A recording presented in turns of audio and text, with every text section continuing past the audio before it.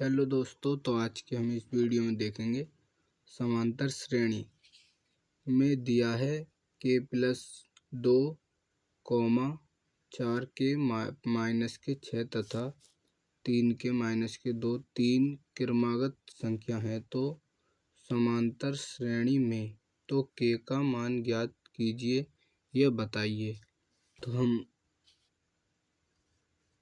a1 लिखेंगे, k plus के 2 और a2 लिखेंगे 4 के माइनस के 6। अब a3 लिखेंगे 3 के माइनस के 2। अब हम निकालेंगे d1। अगर हमें k का मान चाहिए तो हम d1 निकालेंगे। तो d1 बराबर फॉर्मूला होता है a2 माइनस a1। तो a2 का मान कितना है? 4 के माइनस के 6 माइनस। अब हम a2 का मान रखेंगे तो k प्लस के 2,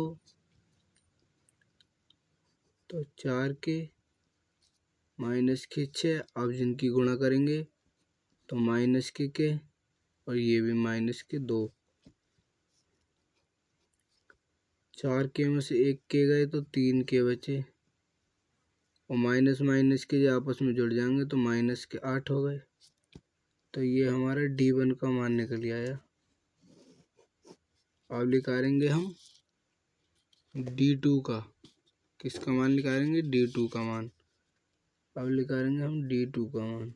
d2 बराबर फॉर्मूला होता है a3 और a2 बराबर a3 का मान कितना है? 3 के माइनस के 2। तो हम लिखेंगे 3 के माइनस के 2 माइनस ब्रैकेट। अब a2 का मान कितना है? 4 के माइनस के 6। तो अब ये लिख लो यहाँ पे 4 के माइनस के 6।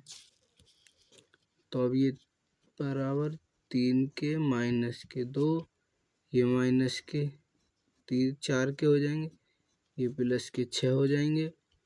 तो 4 के में से 3 के गए तो बच्चे माइनस के क्योंकि बड़ी संख्या माइनस की है तो माइनस के आएंगे। और ये माइनस के 2, ये प्लस के 6, ये घट जाएंगे इसमें से तो प्लस के 4 बचे। ये हमारा d2 का मान निकल आया। अब इन मानों को रख लेते हैं। d1 बराबर d2, d1 बराबर d2। अब इनके मान रख लो, d1 का मान और d2 का मान रख लो, ये d2।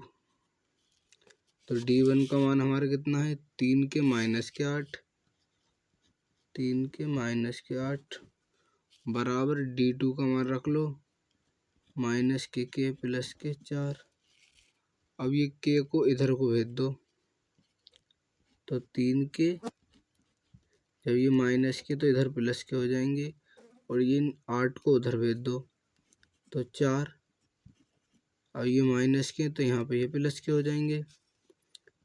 तो 4 के बराबर 4 और 8 12। अब 4 तिया 12, तो k बराबर 3। ये हमारा आंसर हो जाएगा।